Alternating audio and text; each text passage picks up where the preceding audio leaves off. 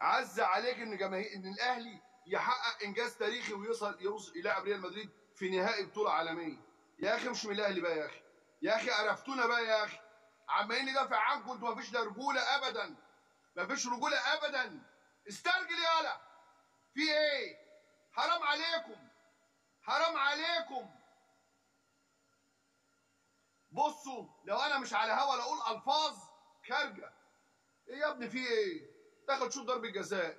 ايه لا مؤاخذه الدلع ده يعني؟ مش عايز اقول حاجه كلمه ثانيه يعني. احط فيها وش رجلي في اي حته في الجون بقى الجون. لكن لازم انا اتدلع اهي. طب والتاني قال له اهي بره خالص عشان ترتاح، عشان نلعب وان اند وان. جالك واحد وان اند وان. طب اللي كان داخل كان عمرو السوليه وفقا اللي قاله محمد سعيد الكعبي. وبتلعبوا برعونه قرفان من اشكالكم. يا بتوع اللقطه يا ولاد 60 في 90. ضيعتوا حلم ملايين الاهلاويه. ضيعتوها بالرعونه. بتدوروا على اللقطه.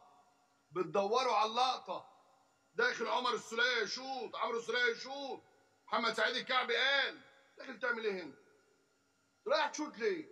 عشان تبقى انت اللي جبت الكوره وتجري جوه البنالتي وتجري. ربنا ما اداهالكش. ربنا ما بيديش يا ابني للمغرور. ربنا بيدي للمجتهد، بيدي للمخلص، ما بيديش للي بيدور على المنظره، على اللي هو عاوزها لنفسه. لكن لو انت عاوزها للكل كان ربنا اداها لك يا ابني. ربنا ما اداهالكش عشان انت بتدور على اللقطه. عاوز نفسك، عاوز يتقال كهربا جاب جون الفوز، عاوز اللعيبه كلها تجري وراك. ربنا ما اداهالكش. طب عمرك ما العب واحد يا بني ادم اسمها سجده شكر. مش ايه المنظره اللي انتوا فيها دي؟ ايه المنظره دي؟ بسجد قبلها وبسجد بعدها. اسمها سجده شكر. سجده شكر. دخلت عملت ايه؟ شطها بره خالص عشان برضو عينك على اللقطه انت كمان. عينك على اللقطه انت